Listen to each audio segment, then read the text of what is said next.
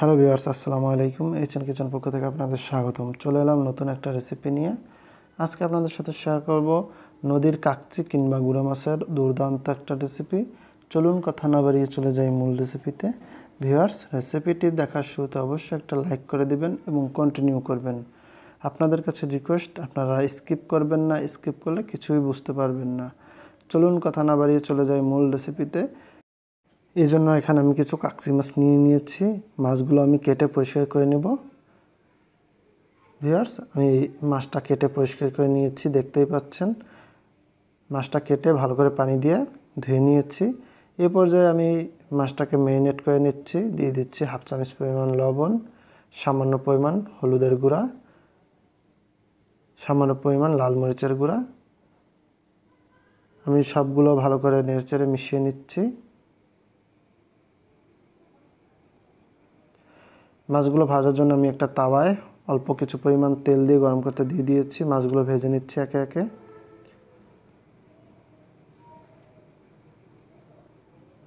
Viewers, ছোটো মাছ কীভাবে রান্না করলে দুর্দান্ত স্বাদ হয়, এই রেসিপিটাই আজকে আপনাদের সাথে আমি শেয়ার করছি।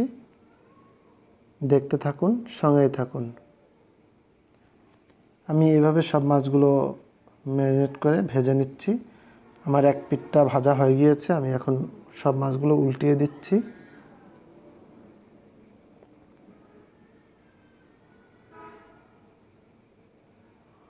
আমি একে একে সব মাছগুলো উল্টিয়ে ভেজে নিচ্ছি, দেখতেই পাচ্ছেন।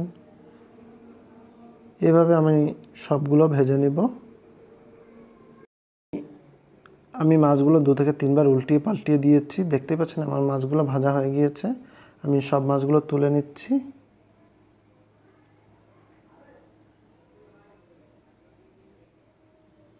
মাছগুলো রান্নার জন্য আমি একটা প্যানে পরিমাণ মতো তেল দিয়ে হাফ কাপ পরিমাণ পেঁয়াজ কুচি দিয়ে দিয়েছি। পেঁয়াজটা আমি হালকা বাদামি করে ভেজে নিব। দিয়ে দিচ্ছি কিছু ছোট আলু।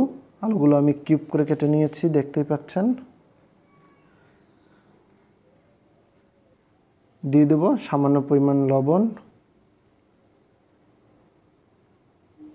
এভাবে আমি 2 থেকে 3 মিনিটের মতো ভালো করে নেড়েচেড়ে ভেজে নিচ্ছি। সামান্য পরিমাণ হলুদ দিয়ে দিয়েছি যাতে কালারটা সুন্দর আসে।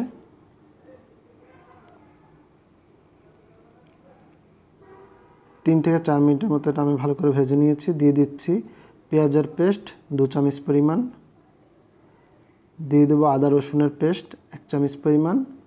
দিয়ে দিচ্ছি 1 চামচ পরিমাণ জিরার পেস্ট, স্বাদ মতো লবণ, হাফ চামচ পরিমাণ হলুদের গুঁড়া, হাফ চামচ পরিমাণ লাল মরিচের গুঁড়া। সবগুলো ভালো করে নেড়েচেড়ে মিশিয়ে দিচ্ছি। সামান্য পরিমাণ পানি দিয়ে ভালো করে কষিয়ে নেব।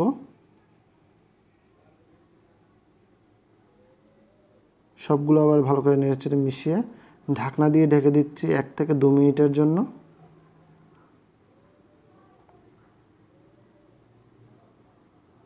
ফিরে এলাম 2 মিনিট পর। দেখতেই পাচ্ছেন তেলটা ভেসে উঠেছে। সবগুলো নেড়েচেড়ে ভালো করে মিশিয়ে নিচ্ছি।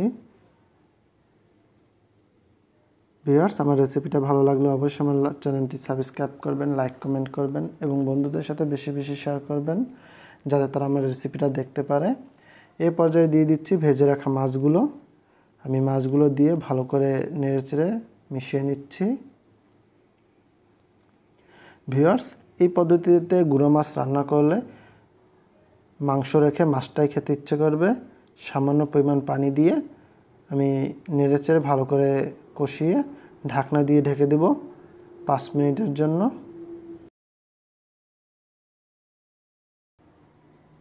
ফিরে এলাম 5 মিনিট পর। সবগুলো ভালো করে নেড়েচেড়ে মিশিয়ে দিচ্ছি, দেখতেই পাচ্ছেন। এই পর্যায়ে দিয়ে দিচ্ছি 5 থেকে 6টা কাঁচা ঝাল, আপনারা কম বেশি দিতে পারেন। সবগুলো ভালো করে নেড়েচেড়ে মিশিয়ে নিচ্ছি। আবারও ঢাকনা দিয়ে ঢেকে দেব 5 মিনিটের জন্য। ফিরে এলাম 5 মিনিট পর। ভিউয়ার্স, দেখতেই পাচ্ছেন আমার রান্নাটা কমপ্লিট হয়ে গিয়েছে। আমি এখন নামিয়ে আপনাদের সার্ভ করে দেখাচ্ছি।